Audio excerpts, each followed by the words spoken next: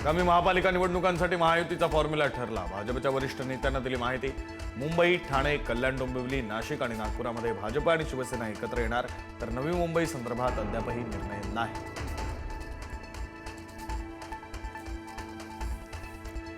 भाजपचे प्रदेशाध्यक्ष रवींद्र चव्हाणांनी घेतली गृहमंत्री अमित शहांची भेट। दिल्लीमध्ये मध्यरात्री उशिरा चव्हाणांनी गृहमंत्री अमित शहांबरोबर संघटनात्मक चर्चा केली।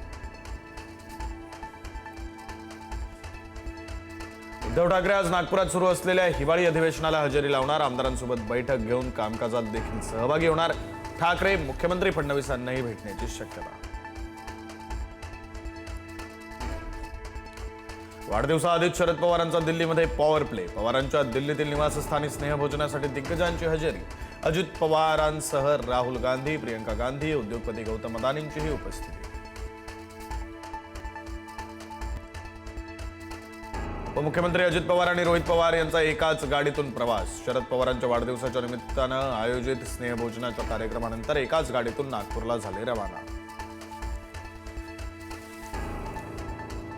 राज ठाकरे आज ठाणे रेल्वे कोर्टात हजेरी लावणार। 2008 मधील रेल्वे भरती आंदोलन प्रकरणी सुनावणी।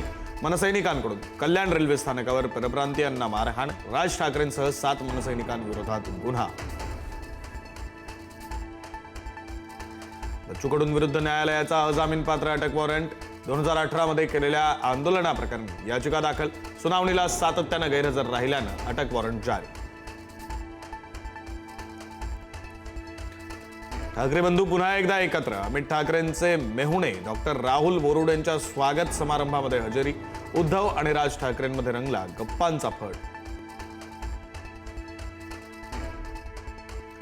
महाविकास आघाडीसोबतच किंवा सहयोगी पक्षासोबतच युती करा। उद्धव ठाकरेंचे जिल्हा प्रमुख आणि पदाधिकाऱ्यांना आदेश। भाजप आणि शिंदेची शिवसेना किंवा राष्ट्रवादीसोबत युती नको, ठाकरेंच्या सूचना। पुण्यामध्ये ठाकरेंच्या शिवसेनेला मनसेकडून चहापानाचं निमंत्रण। महापालिका निवडणुकीमध्ये मनसे आणि ठाकरेंच्या शिवसेनेची चर्चा होणार। आघाडी किंवा युती न झाल्यास ठाकरेंची शिवसेना सर्व 165 जागांवर लढणार।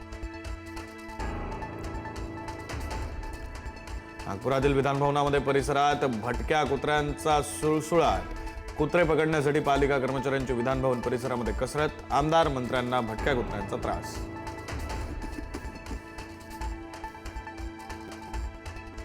मनसे नेते संदीप देशपांडे, मंत्री शिवेंद्रराजेंची भेट देशपांडेंनी घेतली।